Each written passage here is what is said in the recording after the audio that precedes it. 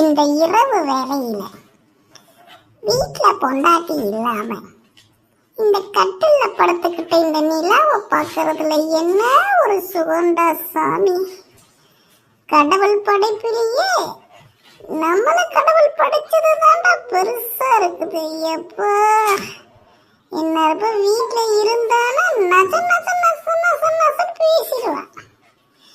மளிகை ஜாமான் வாங்கிட்டு வந்தியா, பருப்பு வாங்கிட்டு வந்தியா, தக்காளி வாங்கிட்டு வந்தியா, எனக்கு உட்காந்துக்கிறேன் டிவி பார்த்துக்கிறேன், வீட்டுக்கு எப்ப வந்துடுறேன், எங்க போய் சுத்தி வந்தேன், கேஸ் புக் பண்ணியா, ஆன்லைன்ல ஆர்டர் பண்ணியா, இதை பண்ணியா, அதை பண்ணியா, தோசை ஊத்தியா, இட்லி ஊத்துனியா, மாவு அரைச்சியா, எப்பா பாப்பா இப்ப என்ன ஒரு சுகம். நிலவை பிடிச்சே நானு நிம்மதியா தூங்க போறேன். என்ன ஒரு சந்தோஷம், தென்றல் வந்து தீண்டும் போது என்ன சோகமோ.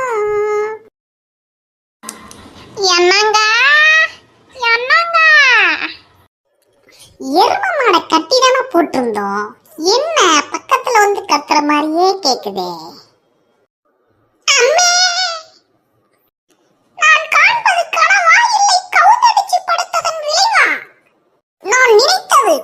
விட்டது எரும மாடு கட்டி போட்டுட்டது அவுத்து கொண்டு வந்து விட்டது.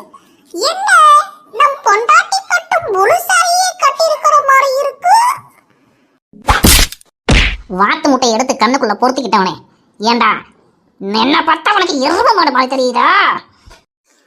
எங்கோ போற சனிய வீட்டுக்குள்ள விட்டு இழுத்துக்கிட்ட மாதிரி எங்கேயோ போனவன நான் பேசி பேசியா வர வச்சுட்டேன்டா. இனிமே நான் ஒரு வாரத்துக்கு பேச முடியாதே.